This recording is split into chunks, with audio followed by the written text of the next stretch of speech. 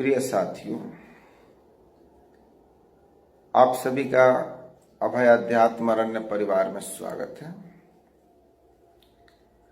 आज मैं सिर्फ और सिर्फ अपने बारे में बातचीत करूंगा। मैं जो पोस्ट लिखता हूं अंधविश्वास के खिलाफ, पाखंड के खिलाफ, अशिक्षा के खिलाफ, कर्मकांड के खिलाफ, यह मेरा कोई शौक नहीं है।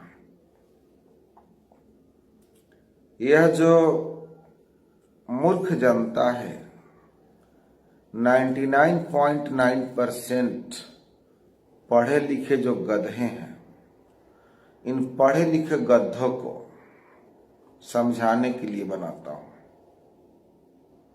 जो नहीं पढ़ा लिखा है, जो गरीब है, गंवार है, अशिक्षित है, जाहिल है,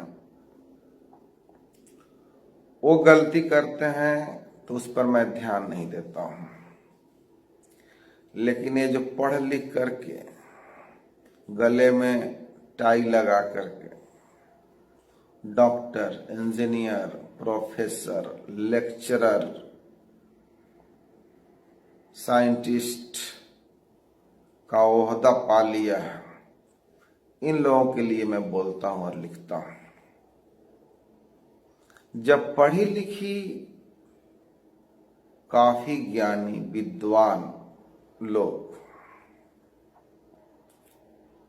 गलत चीजों का सपोर्ट करते हैं तो उसका अनुकरण जाहिल, गंवार, अशिक्षित भी करते हैं।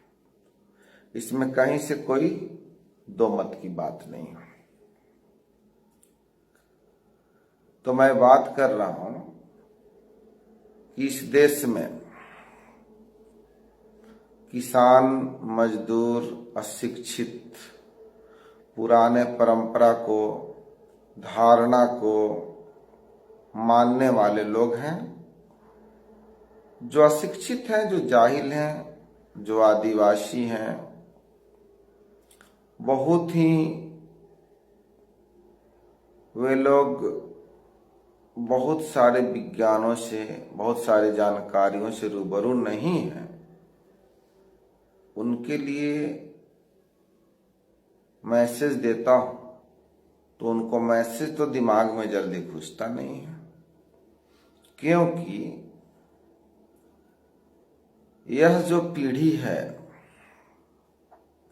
हजारों लाखों वर्षों से पंडित, मुल्ला, मौलवियों के हाथ की कठपुतली बन गई है।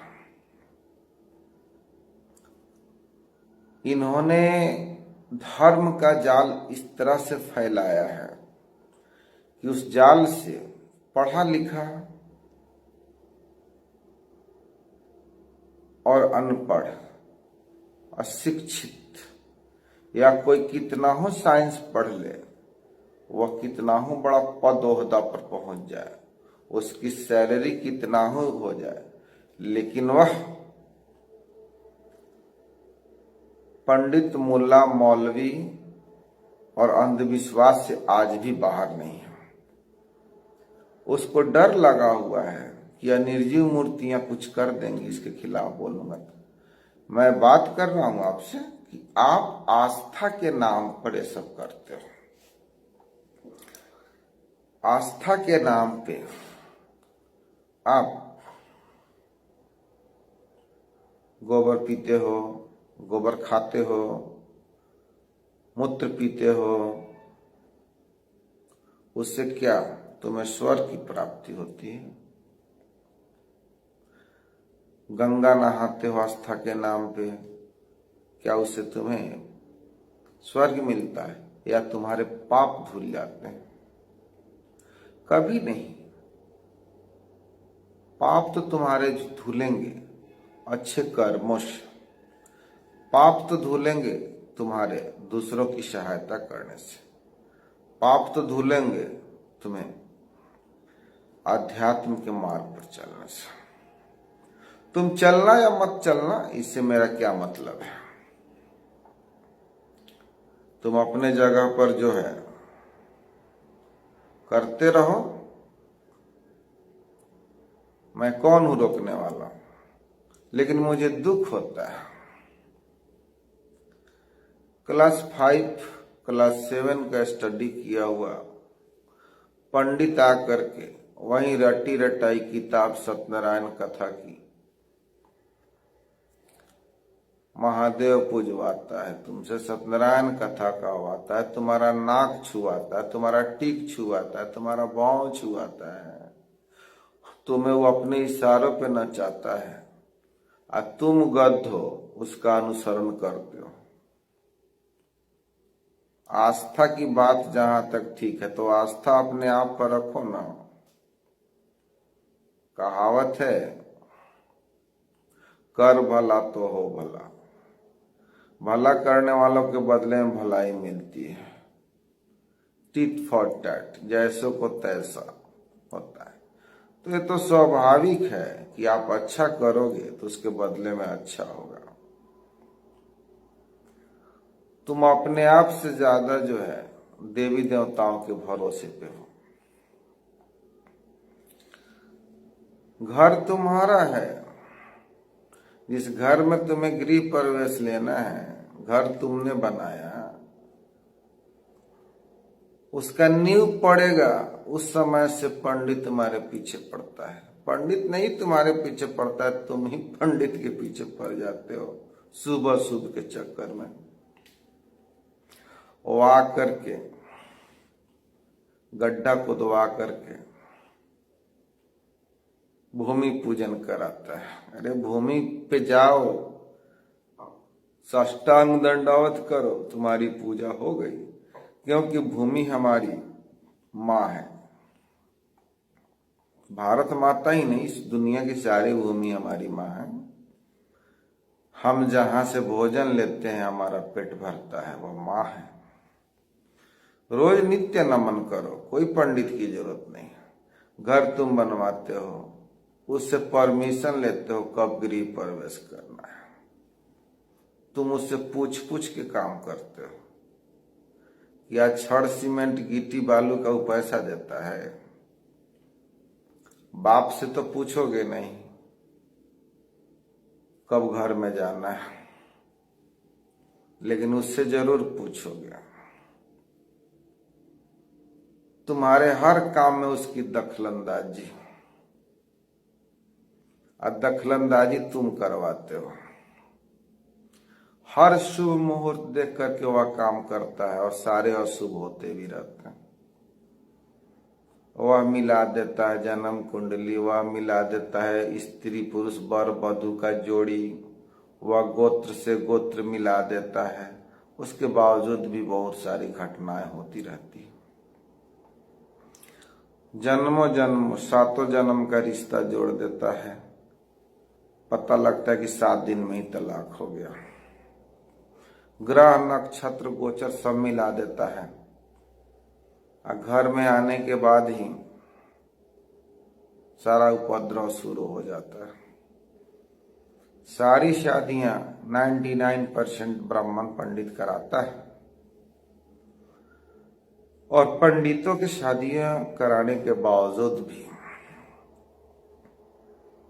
कभी भी कोई पति पत्नी में मेल देखने को नहीं मिलता है। आखिर क्यों? यह मेल और प्रेम और व्यवहार तो यह आपसी अंडरस्टैंडिंग की बात है, आपसी सहमति की बात है। तुम्हारे छोटे छोटे कामों के लिए क्या भगवान एवं देवी देवता बैठा हुआ है कि तुम क्या कर रहे हो उसको रजिस्टर कर रहा है? उसको अपने काम से फुर्सत नहीं है। एक्चुअली वो है कुछ नहीं, मैं दावे के साथ कहता हूं कि है कुछ नहीं।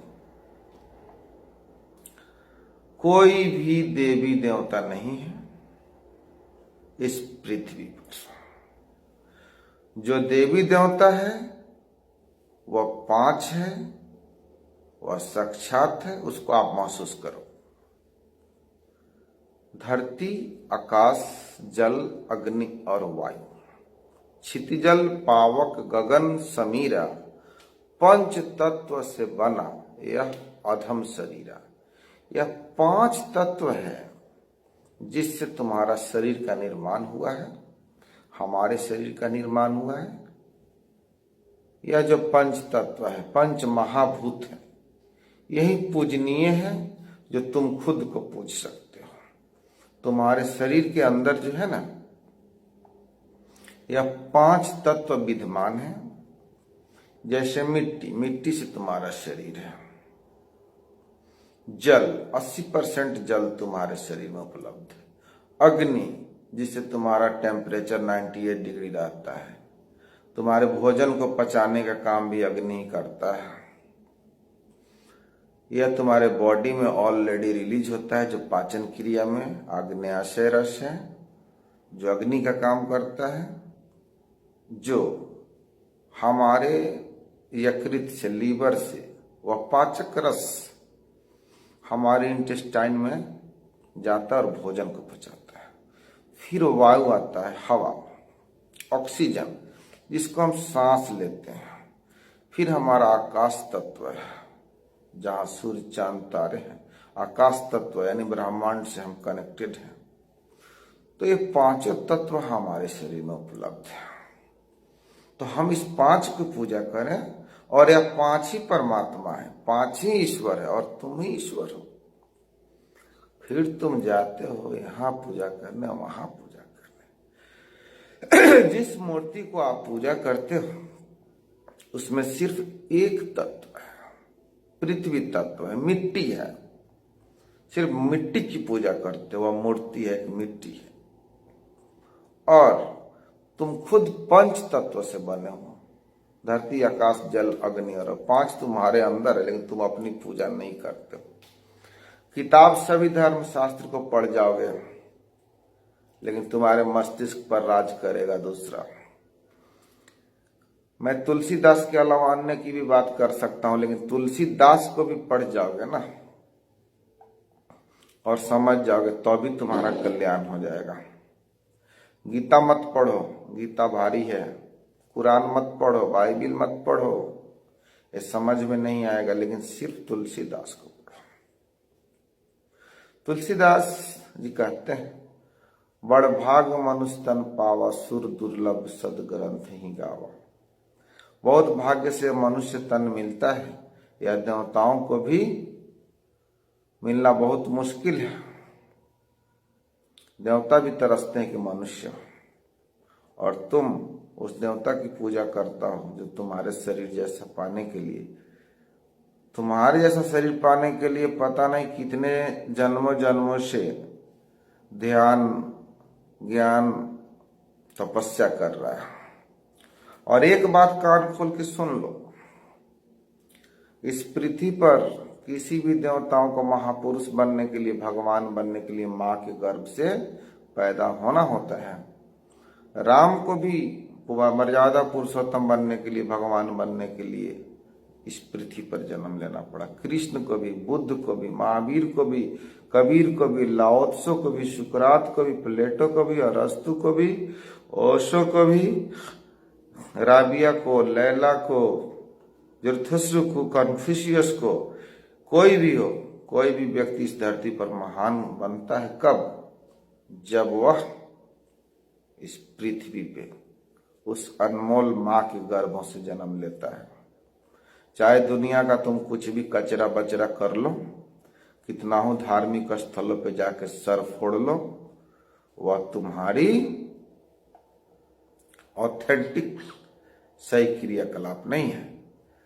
कोई भी देवी देवता नहीं है, उसको मैं चैलेंज करता हूं। इस पृथ्वी पर, इस ब्रह्मांड में मनुष्य द्वारा निर्मित कोई देवी देवता, दुर्गा, काली, सरस्वती या कोई भी मूर्ति बनाया हुआ मेरा अहित करे, उसमें ताकत हो, उसमें मेरा दम हो, उसमें दम हो तो डॉक्टर यूएस चौधरी को कुछ करके दिखा। मेरा चैलेंज है। सारे पाखंडियों को मैं चुनौती देता हूं, वह मेरा विरोध करके, मेरा खिलाफ करके दिखाए। धन्यवाद मित्रों, थैंक यू वेरी मच।